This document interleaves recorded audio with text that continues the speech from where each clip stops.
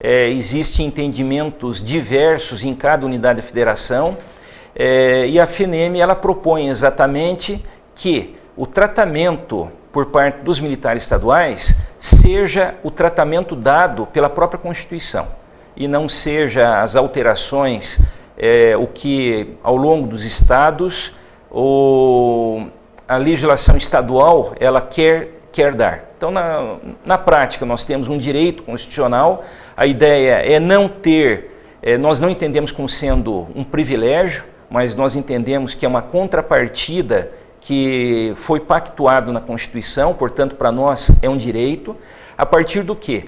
Da missão em que as polícias militares e corpos de bombeiros militares receberam dentro do próprio artigo 144. Então, é uma reciprocidade a partir da responsabilidade que essas duas instituições em particular, elas receberam.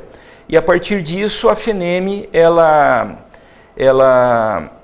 apoia exatamente a visão, uma visão única a respeito do tratamento da Previdência, e ela não concorda com esse tratamento dado em cada uma das unidades de federação, daquelas que divergem da visão constitucional da Constituição Federal. Também aqui, não menos importante, é a questão de comprometer-se com a defesa do cidadão. Será que isso foi influência da participação da Gendarme, já que a Gendarme francesa ela é apontada na Declaração Francesa como a força pública que deve garantir os direitos humanos que estavam ali expressos?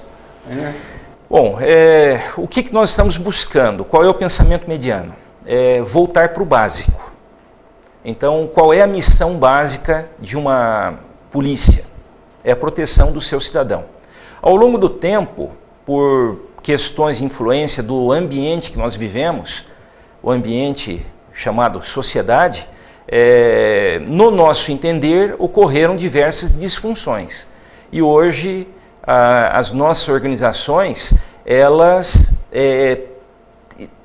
devem ter a necessidade de uma reflexão sobre a sua real necessidade de existência, para aquilo que ela foi criada. E a partir disso, o que tem que ser feito?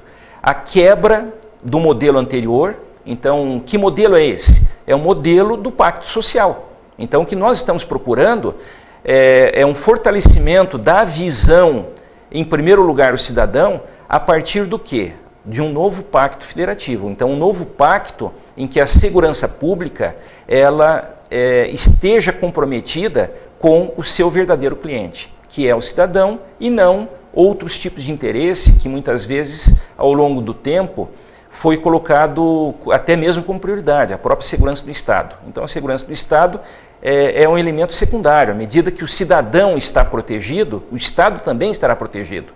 Mas essa premissa, ela, ao longo do tempo, ela foi desvirtuada. Desvirtuada por quem?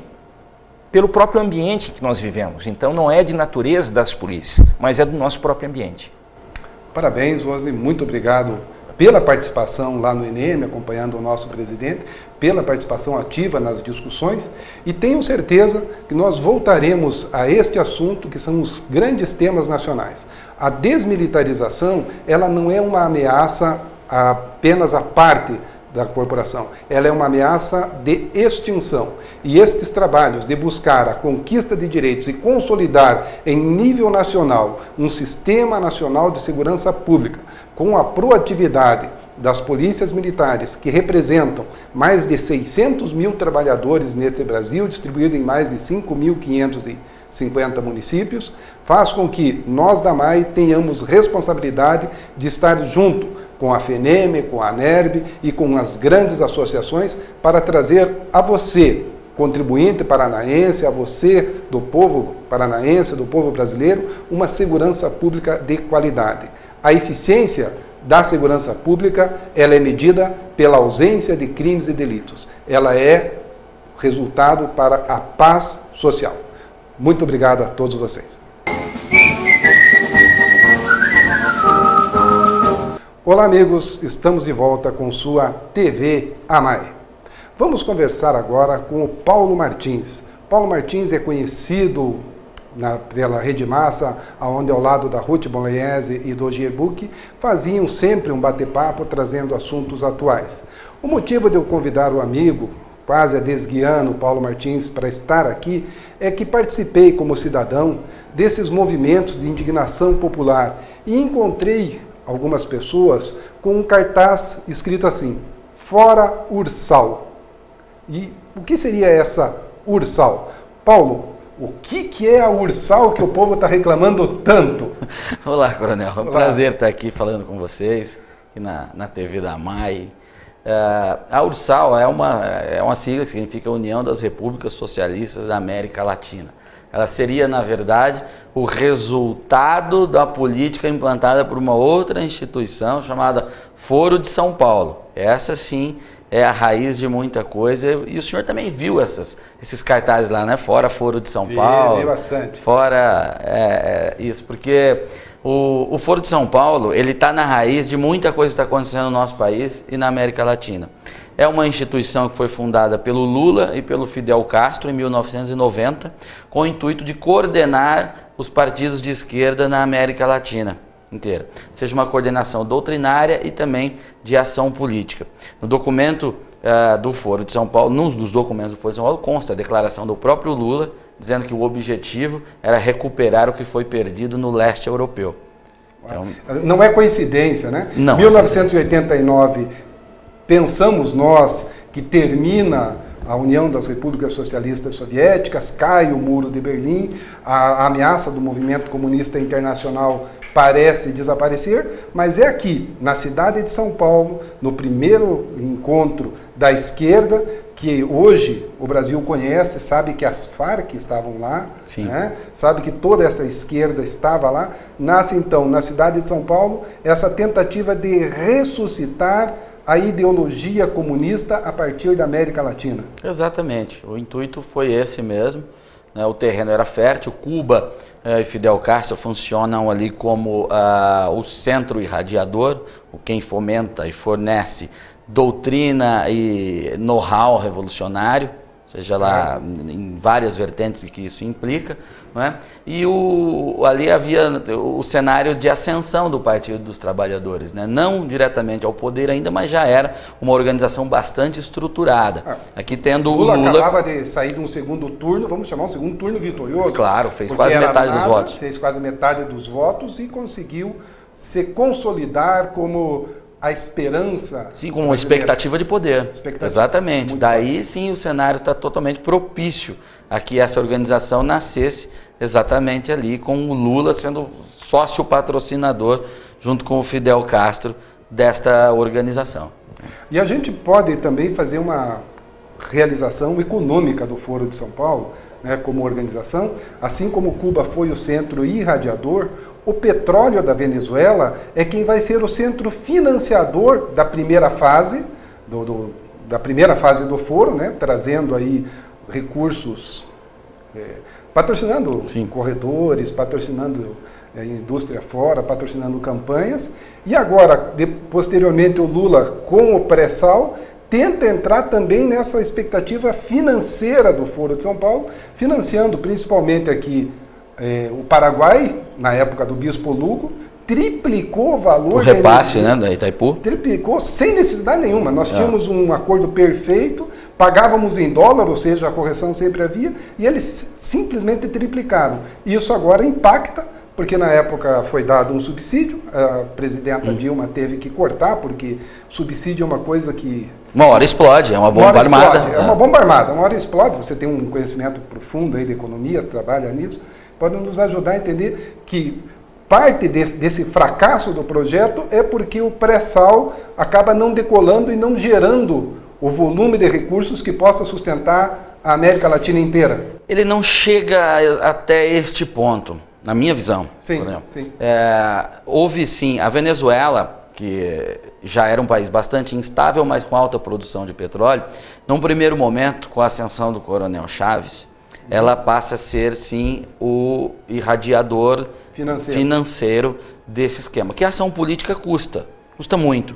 Seja ela dentro da instituição, seja fora. Você precisa pagar pessoas, precisa se dedicar a isso, tem logística, tem uma série de implicações. Então, a Venezuela fazia isso. Bem, depois com a ascensão do PT ao poder no Brasil, aí a coisa ficou mais tranquila, porque o Brasil é o gigante, na visão deles, é o gigante que tem gordura para queimar. Então, a Venezuela se concentra no repasse a Cuba, até porque é um país mais obscuro, ditatorial mesmo, tem menos dificuldades e amarras institucionais para isso, e o Brasil acaba fazendo um caminho nem tão nebuloso assim, via principalmente BNDES e algumas outras ações. A primeira ação de financiamento do Brasil do PT para um membro do Foro de São Paulo foi a tomada das refinarias da Petrobras na Bolívia. Aquilo foi combinado. Você pode notar a reação do governo brasileiro. A reação do governo brasileiro não foi de proteger uma empresa brasileira que estava sendo expropriada no exterior. Não, foi de a gente tem que entender a Bolívia. Tem que entender a Bolívia, tem que entender o Paraguai. Exatamente. Tem que entender o Uruguai. Tudo. Eles não poderiam vir a público e dizer, isso aí nós combinamos. Não, eu não poderia dizer, mas foi acertado. É evidente, um país, a Bolívia, não teria como segurar uma reação do gigante ao lado, caso não tivesse um acerto prévio antes. Isso é evidente que, você pegar documentos do Foro de São Paulo, não está lá escrito assim, dar a refinaria para a Bolívia, não está assim. Mas está em fomentar, ajudar, toda aquela linguagem política que vai implicar numa ação que está implícita naquele Tem o documento, mas tem o cafezinho que foi combinado na reunião. Exato, acontece isso. Então teve na Bolívia, depois a revisão do Tratado de Itaipu com o Paraguai, na época do Lugo, que era também num partido membro do Foro de São Paulo. Depois passa a haver os financiamentos do BNDES também para a Bolívia, para a construção da Transcocaleira. Sim. Mais dinheiro, se não me engano, foram 400 milhões de dólares. Financiamento de usina hidrelétrica na Nicarágua, que também é parceira no Foro. Você tem o porto em Cuba, agora também querem fazer um aeroporto. Além do Mais Médicos, que já o ministro confessou, tem um vídeo circulando no YouTube, o ministro diz que o Mais Médicos é para ajudar o governo cubano. É uma transferência de dinheiro, não tem nada a ver com a saúde do brasileiro. Mesmo então, porque o número de médicos que vem de Cuba é insignificante perto da quantidade de médicos. Se médicos são, eu não tenho segurança que eles são médicos. Ninguém tem. Quem é médico no mundo inteiro para entrar no Brasil faz o revalida. Exatamente. O cubano não. Só porque ele é cubano, ele já está acima dos outros. Ele passa aqui, já é médico automático. Quando não é verdade. Há muitos brasileiros que estudam em Cuba que são recrutados por movimentos de agitação de esquerda. O MST mesmo recruta muita gente e envia para Cuba para estudar medicina, inclusive. Isso aí, na época ainda no Jornal da Massa, eu mesmo levei ao ar um vídeo de uma estudante brasileira cubana dizendo lá que eles aprendem revolução mesmo, confessando. Isso não é opinião minha, eu estou relatando. Quem tiver um pouquinho de paciência, é só ir no YouTube, digitar lá, estudantes, revolução, Cuba, vai encontrar. O material é farto. Isso é uma beleza que o capitalismo nos proporciona, diversidade de informação. Dá para achar muita coisa. Não precisem acreditar no Paulo Martins. Vá lá no YouTube e acredite nos seus próprios olhos. Obrigado pela sua participação. Hoje nós pudemos conhecer um pouquinho mais sobre o Foro de São Paulo. Nós pudemos ver no programa de hoje as grandes ameaças das polícias militares e corpos de bombeiros militares. Ameaçam a extinção, ameaçam a previdência, mas as organizações, as associações estão reunidas e estão atentas. Vimos também que o Foro de São Paulo é uma ameaça ao Brasil. No próximo programa, o Paulo Martins nos conta da mobilização nacional contra a grande ameaça do Foro de São Paulo. Até a semana que vem, aqui no www.cwbtv.net, canal 5 da NET 186 da Vivo.